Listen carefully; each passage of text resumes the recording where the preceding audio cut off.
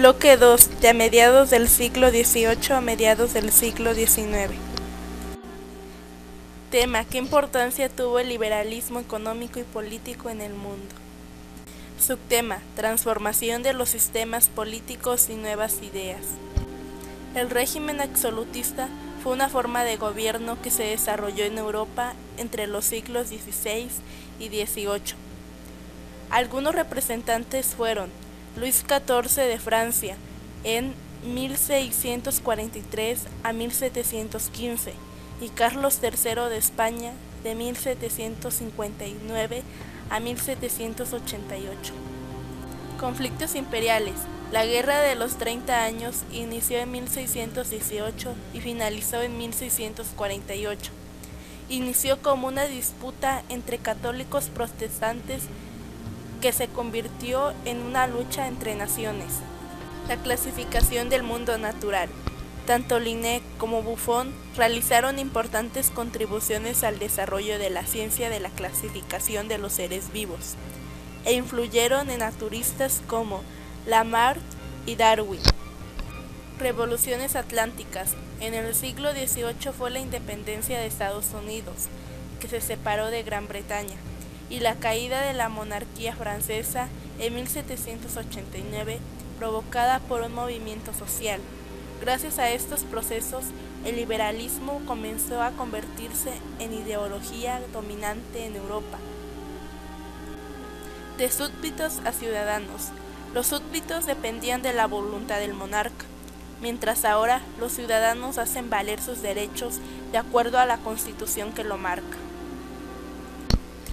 Una nueva geografía política y económica.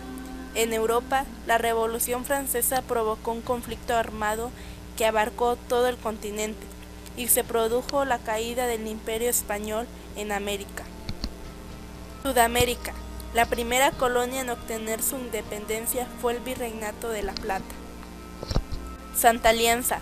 Fue un tratado de carácter personal firmado por los monarcas de Australia, Rusia y Prusia el 26 de septiembre de 1815, tras las guerras napoleónicas. Napoleón, único presidente de la Segunda República Francesa y luego emperador, siendo el último monarca de la historia. Revolución industrial, fue un periodo histórico comprendido entre la segunda mitad del siglo XVIII. En Gran Bretaña ocupó el primer lugar, y el resto de Europa continental. Después, sufre el mayor conjunto de transformaciones socioeconómicas, tecnológicas y culturales. La máquina de vapor fue una de las más importantes innovaciones de la Revolución Industrial. La extracción de metales en América. Desde el siglo XVI, Europa concentró su atención en los metales preciosos de América. La minería prosperó en las colonias, se extraían grandes cantidades de oro y plata. Los imperios católicos no supieron conservar sus cuantiosas reservas de oro y plata. Americanos se destinaron a la compra de armamento. La nueva estructura familiar. En el antiguo régimen predominó la familia extensa integrada por padres, hijos, abuelos y otros parientes.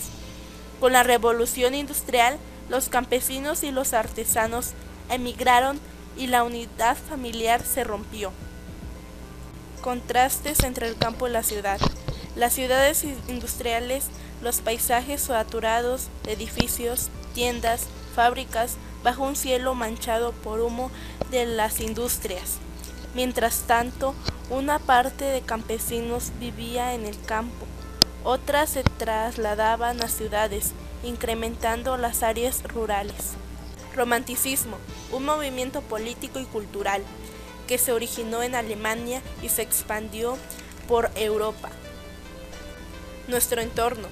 En el siglo XVI se crearon dos primeros virreinatos españoles en América: el de Nueva España, que hoy es México, y el de Perú, que incluía casi la totalidad de América del Sur. Autonomía, estado o situación de las personas del pueblo o de la identidad que goza de independencia particularmente en lo político y económico. Surgimiento de las naciones iberoamericanas. En 1822, después de la caída de Iturbide, América Central se separó de México.